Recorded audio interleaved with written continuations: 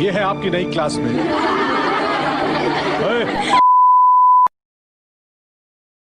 Assalamualaikum semuanya, welcome to my channel, dan terima kasih sudah klik video ini. Kali ini aku akan membawakan alur cerita film inspiratif yang berjudul Nil Bate Sanata yang dirilis tahun 2015. Film ini berkisah tentang perjuangan seorang ibu yang berprofesi sebagai pembantu yang ingin anaknya sukses dalam kehidupan. Namun sang anak yang bernama Apu ternyata super malas dan tidak ada niat untuk belajar sama sekali. Demi agar bisa mengajari Apu, sang ibu akhirnya ikut bersekolah dan sekelas dengan anaknya. Sebelum itu, kalau kalian suka sama channelku, jangan lupa subscribe ya. Oke, kita langsung masuk ke alur ceritanya.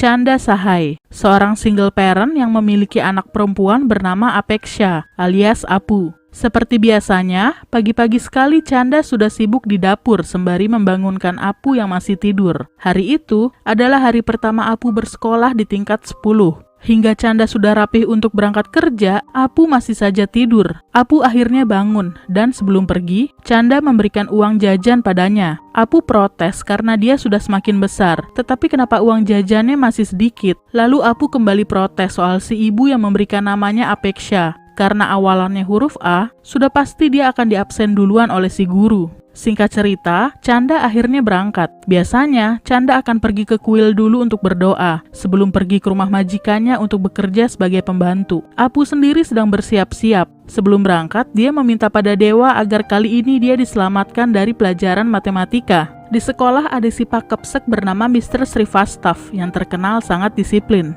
Dia mengawasi gerak-gerik semua murid sepanjang apel pagi. Saat melihat Apu baru datang, dia menyuruh Apu untuk berdiri di pinggir lapangan, bergabung dengan murid lain yang terlambat. Di sekolah, Apu memiliki dua sahabat, bernama Sweety dan Pintu. Kembali ke Chanda, si majikan yang bernama Dr. Diwan bertanya soal Apu. Chanda pun bilang bahwa anaknya itu bandel, bahkan dia sampai nggak ngerti kelak akan jadi apa anaknya nanti. Kembali ke sekolah, Pintu menceritakan soal cita-citanya yang ingin menjadi sopir taksi untuk orang kaya. Lalu Apu bergurau kalau Sweety kemungkinan akan menikah 4 tahun ke depan. Pelajaran matematika akhirnya dimulai, dan yang mengajar adalah Mr. Srivastava. Dia bilang bahwa mereka yang memanfaatkan tahun ajaran kali ini untuk belajar serius, dia akan jadi pemenang. Jika menyia-nyiakannya, tentu akan jadi pecundang. Saat pelajaran dimulai, ketiganya malah tertawa, membuat Mr. Srivastava akhirnya menghukum ketiganya berdiri di depan kelas. Kembali ke Chanda, selesai bekerja sebagai pembantu, biasanya dia mengambil kerja serabutan lainnya, seperti menggiling rempah di pabrik bumbu. Sementara ibunya bekerja keras, Apu malah bersenang-senang dengan temannya. Sepulangnya, Chanda tidak punya kesempatan untuk beristirahat. Dia harus mencuci baju di sungai. Malam harinya, Chanda kembali bekerja di sebuah toko sepatu. Barulah setelah itu dia bisa beristirahat dan bersantai dengan Apu. Semua kegiatan itu sudah menjadi rutinitas Chanda setiap harinya. Dia lakukan tanpa mengenal lelah, demi bisa mengumpulkan tabungan yang kelak akan digunakan untuk Apu kuliah. Ketika sendalnya rusak, Chanda pun gak mau membeli yang baru. Dia lebih memilih memperbaikinya. Sebelum tidur, Chanda bertanya, apa cita-cita Apu? Tapi Apu tidak mau menjawab ataupun membahasnya. Esok paginya, Chanda dan majikannya pergi ke pasar. Lalu Chanda bertanya soal mahalnya biaya pendidikan kedokteran dan teknik. Dr. Diwan pun menjawab, saat dulu tidak semahal sekarang, makanya dia bisa menjadi dokter. Kalau sekarang, pendidikan sudah dijadikan sebagai lahan bisnis. Chanda pun terkejut mendengar kisaran harga yang Dr. Diwan sebutkan. Sepulang kerja, Chanda bertanya siapa yang memberi manisan padanya. Apu bilang bahwa putra tetangganya baru saja mendapatkan pekerjaan sebagai satpam dengan gaji 8.000 rupiah. Karena itu, tetangganya akan membuat pesta untuk merayakannya. Chanda yang mendengarnya pun bingung. Kenapa hanya menjadi seorang satpam, mereka sudah bangga, dan malah menghamburkan uang untuk merayakannya. Malam harinya, sebelum tidur, Chanda kembali bertanya soal cita-cita Apu. Apu akhirnya menjawab bahwa dia kelak akan menjadi pembantu. Mendengarnya, otomatis membuat Chanda terkejut. Apu akhirnya menjelaskan, seorang insinyur, anaknya sudah pasti menjadi insinyur. Seorang dokter, anaknya sudah pasti menjadi dokter. Sedangkan seorang pembantu, anaknya mau jadi apa lagi kalau bukan pembantu? Itulah cara pemikiran Apu. Chanda nggak menyangka bagaimana bisa anaknya punya pemikiran seperti itu. Chanda mulai mengomeli Apu. Untuk apa dia menyekolahkan anaknya jika akhirnya harus menjadi pembantu seperti dirinya? Chanda bersumpah, apapun yang terjadi, anaknya nggak boleh seperti dirinya. Apu malah masa bodoh dengan ucapan ibunya dan kembali tidur.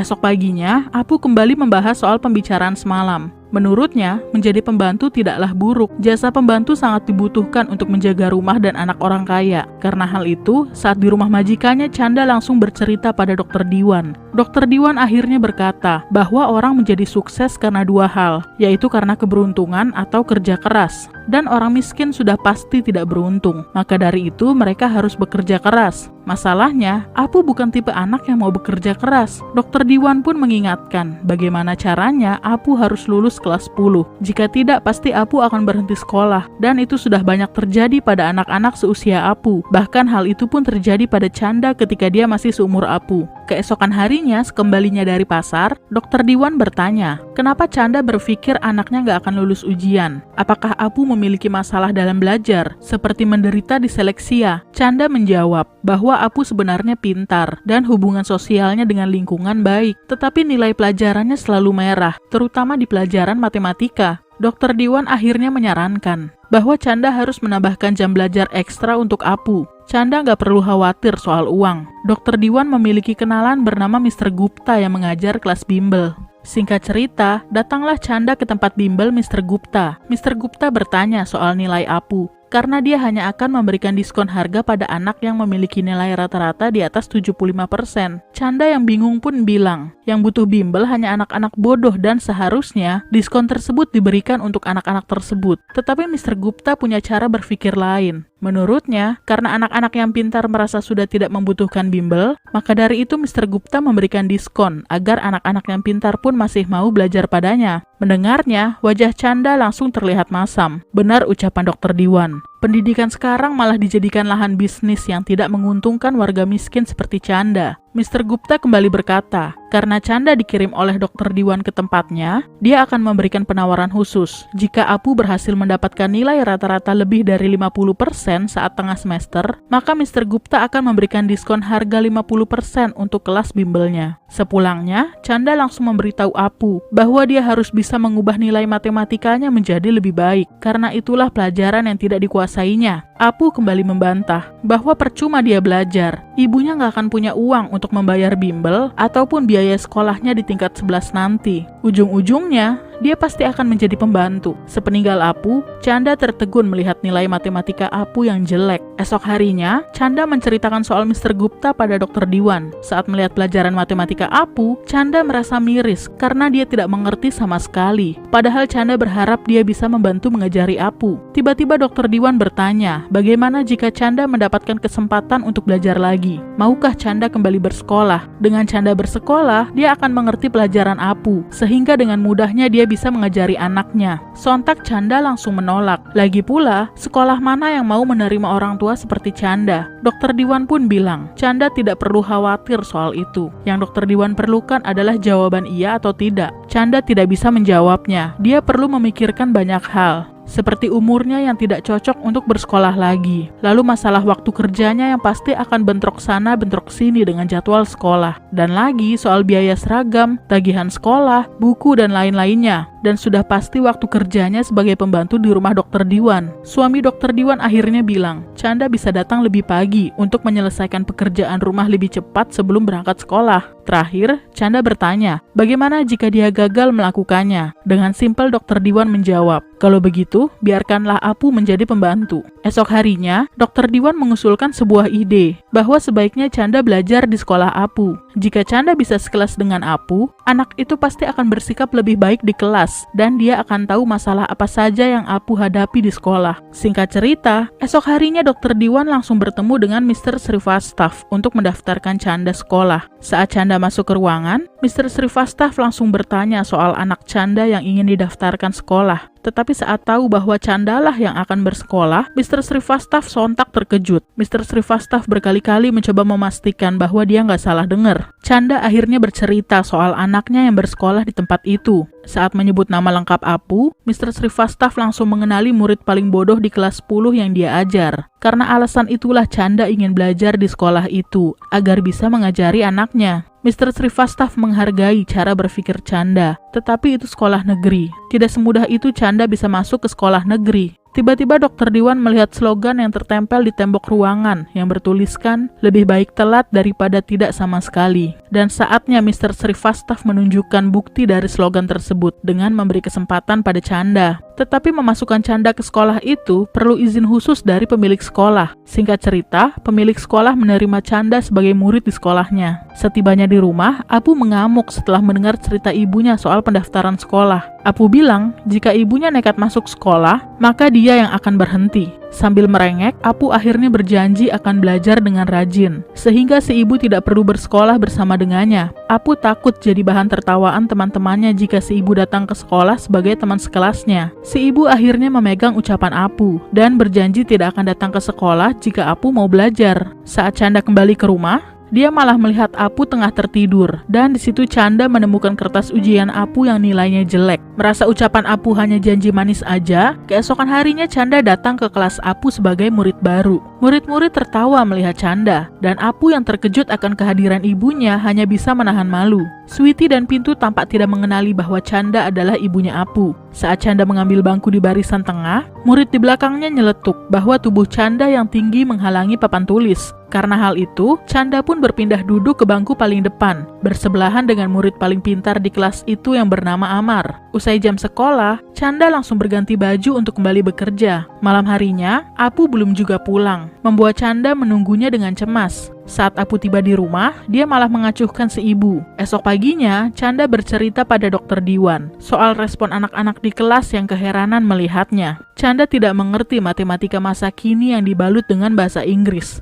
Rasanya jam berjalan sangat lama saat kelas matematika. Dr. Diwan pun bilang, itulah yang Apu rasakan selama ini. Saat di sekolah, Amar berkata bahwa matematika itu menarik, tetapi tidak buat Chanda. Semakin banyak Mr. Srivastava memberikan materi, semakin pusing kepala Chanda. Saat jam istirahat, Chanda bertanya, kenapa Amar tidak pernah membawa bekal? Amar menjawab bahwa tidak ada yang bisa membuatkannya bekal. Lalu Amar balik bertanya, kenapa Chanda bersekolah lagi? Chanda pun menjawab bahwa tidak ada yang bisa mengajarinya. Maka keesokan harinya, Chanda membuatkan bekal lebih untuk Amar. Sebagai gantinya, Amar akan mengajarinya matematika. Rutinitas Chanda semakin padat, bersekolah, bekerja di rumah Dr. Diwan, di pabrik bumbu, di toko sepatu, dan belum lagi mencuci baju. Chanda juga masih harus belajar di rumah demi mengejar materi yang belum dia mengerti. Tetapi bukannya memberi support pada ibunya, Apu malah bersikap semakin menyebalkan. Untungnya ada Amar yang mau membantu mengajari Chanda matematika. Sambil menimba air, Chanda mencoba menghafal rumus yang Amar berikan. Dan tidak sia-sia usahanya. Saat Mr. Srivastava meminta Chanda menjawab pertanyaannya, Chanda berhasil menjawabnya dengan benar. Teman-teman sekelas pun memberikan tepuk tangan padanya. Saat jam istirahat, sikap Sweety dan Pintu mulai mencair dan mau berbaur dengan Chanda. Sweety takjub bahwa Chanda bisa menjawab pertanyaan saat di kelas tadi. Dan itu semua berkat kerja keras Amar yang mengajarinya. Tiba-tiba Sweety memberitahu bahwa nama keluarga Chanda persis dengan nama keluarga Apu. Sementara itu, Pintu meminta bekal milik Apu. Sebelum dia mencomot bekal milik Chanda juga. Pintu heran, bekal milik Apu dan Chanda memiliki rasa yang sama.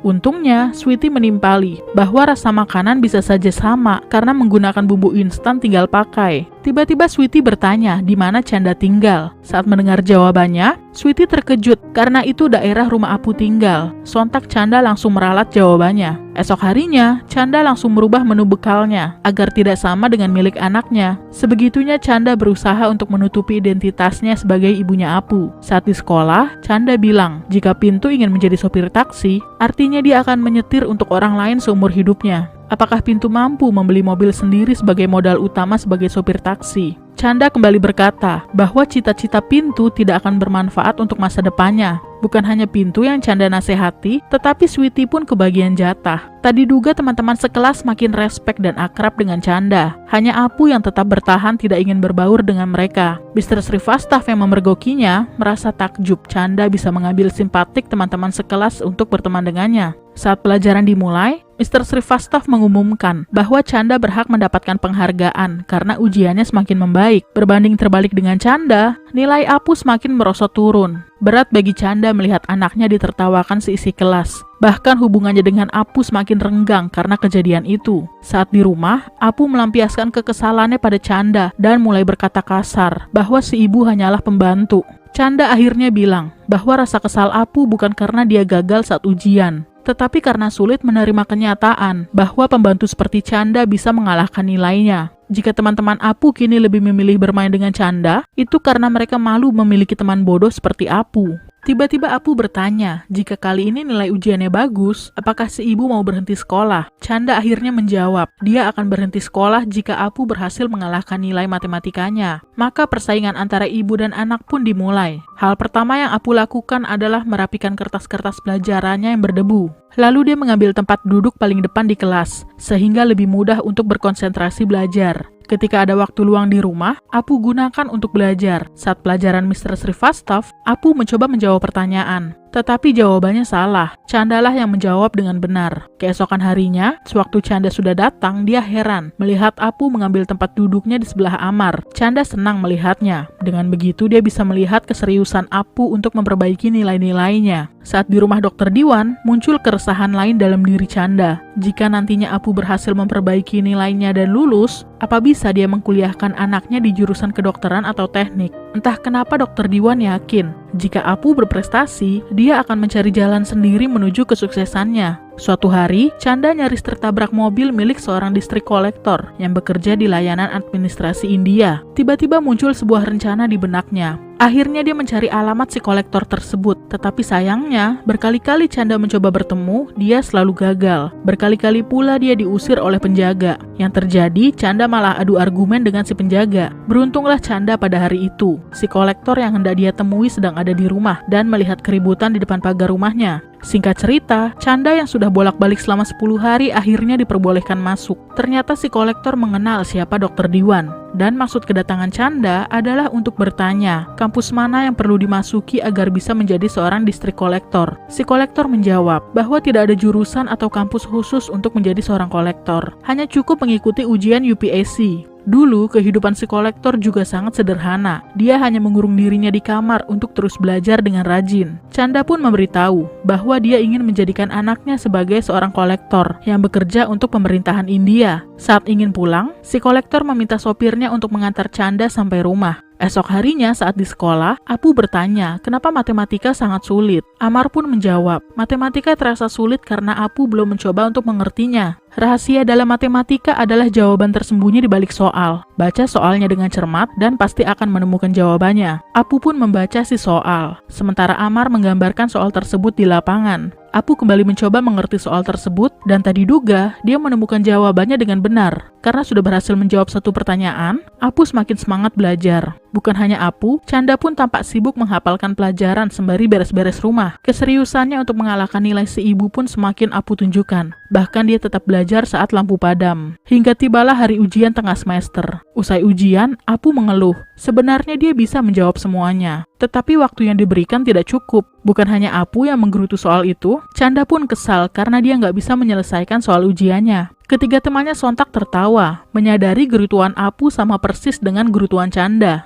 Hingga tiba saat pembagian hasil ujian, Chanda mendapatkan nilai 52. Dan tak diduga, Apu berhasil mendapatkan nilai 58. Chanda pun senang melihat perubahan nilai anaknya. Saat di toko sepatu, Chanda kena tegur si bos karena sering datang terlambat. Karena hal itu, Chanda akhirnya dipecat. Sepulangnya, Chanda memeluk Apu karena anaknya berhasil merubah nilainya. Walaupun belum masuk kategori bagus, Chanda yakin Apu bisa melakukannya. Hanya saja si anak seringkali kurang berusaha dan malas-malasan. dan itu baru awal. Chanda yakin Apu bisa lulus ujian, lalu kuliah, ikut tes UPSC, dan akhirnya bisa menjadi seorang kolektor yang memiliki rumah besar, mobil, dan tentunya kehormatan. Soal biaya, Chanda sudah menabung sejak lama untuk biaya kuliah Apu dan kelas bimbelnya. Chanda bilang, dia sebenarnya juga tidak ingin pergi bersekolah karena tugasnya adalah mencari uang untuk masa depan Apu. Chanda pun berjanji mulai besok dia tidak akan datang ke sekolah lagi karena Apu berhasil mengalahkan nilai ujiannya. Tetapi tiba-tiba Apu berkata bahwa belakangan ini dia rajin belajar,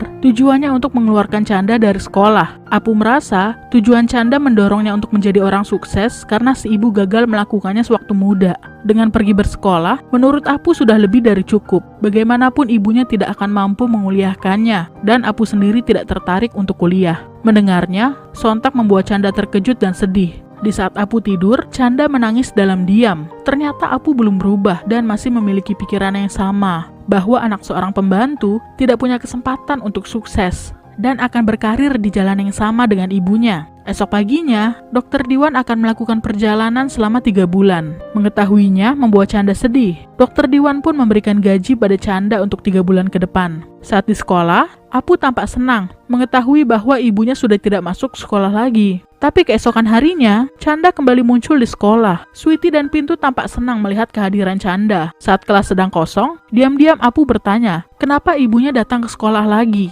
Chanda akhirnya menjawab, memangnya hanya Apu saja yang bisa berpura-pura rajin. Chanda pun bisa mengingkari ucapannya. Mendengarnya, Apu menatap ibunya dengan sangat sebal. Chanda berjanji akan mengalahkan Apu di ujian selanjutnya. Saat di rumah, tetangga rumahnya bilang bahwa Apu gak akan pernah berubah. Dia akan selalu menjadi anak pembangkang dan malas. Berkat bantuan Amar, Chanda akhirnya bisa mendapatkan pekerjaan lain setelah dia dipecat dari toko sepatu.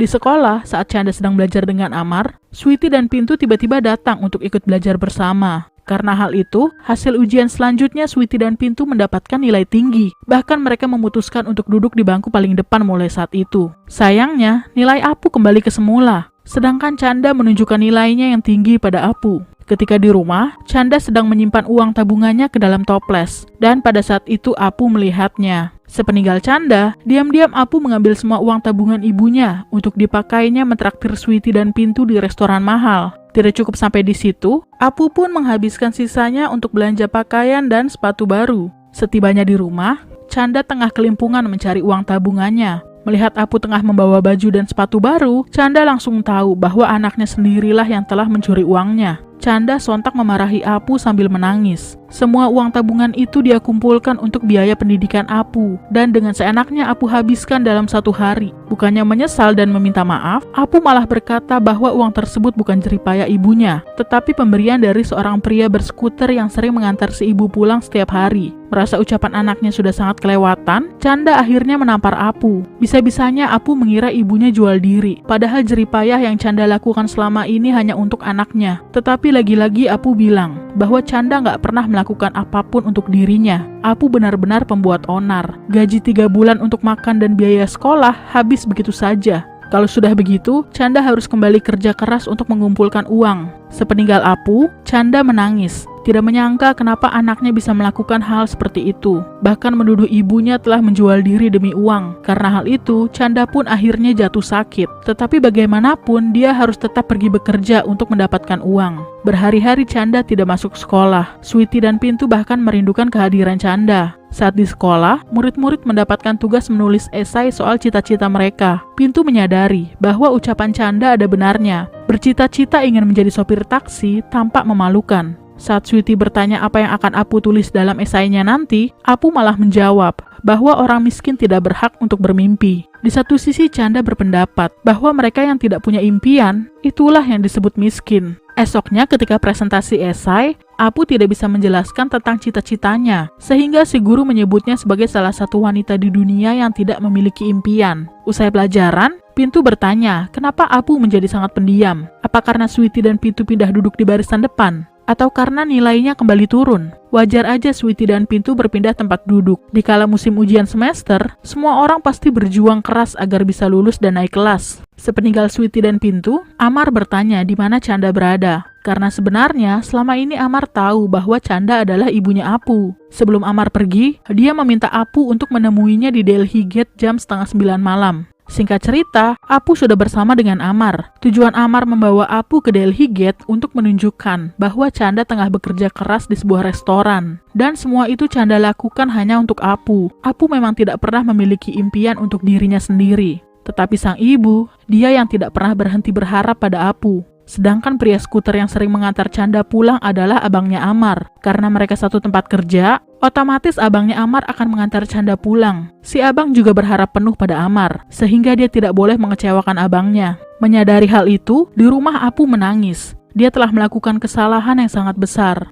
Saat Chanda pulang, Apu langsung memeluknya, menyesal karena telah menyakiti perasaan sang ibu. Sebagai seorang ibu, Chanda juga tidak bisa membenci anaknya, dan dengan mudahnya dia memaafkan Apu. Malam harinya, Apu membuatkan Chanda roti paratha. Saat mau tidur, Apu memijat tangan ibunya, sambil meminta mulai besok si ibu tidak usah bekerja lagi di restoran. Apu akan membantu Chanda mencari uang tambahan. Dan untuk pertama kalinya, Apu meminta si ibu untuk kembali bersekolah. Apu sadar bahwa ibunya sering mengalami kegagalan dalam hidupnya. Jika sekarang si ibu memiliki kesempatan untuk meningkatkan kualitas diri, kenapa Apu harus melarangnya? Maka esok paginya Chanda kembali bersekolah. Si guru yang baru datang terkejut melihat kehadiran Chanda di kelas. Karena sudah lama sekali Chanda tidak bersekolah. Si guru berkata, kelas yang dia ajar sangat aneh. Yang satu tidak mau masuk sekolah, dan yang satu lagi tidak memiliki impian dalam hidup. Lalu Chanda diminta untuk mempresentasikan esainya secara dadakan soal impian dalam hidupnya. Si guru kesal dan tampak memarahi Chanda. Karena tidak terima dengan ucapan si guru, Apu akhirnya berkata, seandainya Chanda tidak punya impian, dia tidak akan datang ke kelas dan mendengar ocehan si guru saat ini. Chanda bekerja setiap hari untuk sesuap nasi dan tetap datang ke sekolah. Tidak ada hari Minggu bagi wanita miskin. Hari libur tidak berlaku bagi seorang pembantu. Chanda juga tidak bisa beralasan sakit, walaupun dia sangat lelah dan butuh istirahat. Dan itu semua Chanda lakukan demi satu impian, yaitu agar bisa mendengar putrinya berkata bahwa dia sudah punya cita-cita. Mendengar ucapan Apu, Chanda tidak bisa menahan tangisnya. Chanda pun punya satu pendapat, bahwa tidak ada salahnya mengalami kegagalan. Yang salah adalah menerima kegagalan tanpa berjuang. Orang-orang mungkin akan menertawakan impian kita, tetapi biarlah mereka terus tertawa. Di antara orang-orang tersebut, pasti ada satu yang mengerti impian kita. Mendekatlah dengan mereka, dan mereka akan menjaga impian kita untuk tetap hidup. Apu dan Chanda akhirnya berhasil lulus ujian kenaikan kelas. Bahkan Apu dengan mudahnya mengikuti ujian kelulusan sekolah. Singkat cerita, Apu sudah menyelesaikan kuliahnya dan tengah melakukan wawancara untuk tes UPSC. Si pewawancara takjub karena Apu memilih matematika untuk tes UPSC-nya, dan jarang sekali ada orang yang memilih bidang matematika. Apu bilang, dia melakukan itu sebagai bentuk hadiah untuk ibunya. Si ibu kini mengajar kelas matematika untuk anak yang kurang mampu secara gratis. Lalu si pewawancara bertanya kembali, kenapa Apu ingin menjadi seorang kolektor yang bekerja di pemerintahan India? Apu pun menjawab, karena dia tidak ingin menjadi pembantu. Dan cerita pun selesai. Satu lagi kisah inspiratif yang aku bawakan bertema ibu. Gak bakalan nyesel nonton film sebagus ini, karena banyak hal positif yang bisa kita pelajari dari film ini. Yang pertama, sudah pasti tidak ada kata terlambat untuk belajar. Jangan malu untuk mengutarakan apa impian kita, selagi masih dalam hal positif. Lalu jangan menyerah untuk mengejar impian tersebut. Dan yang terakhir, perjuangan seorang ibu tidak akan pernah berhenti untuk anaknya.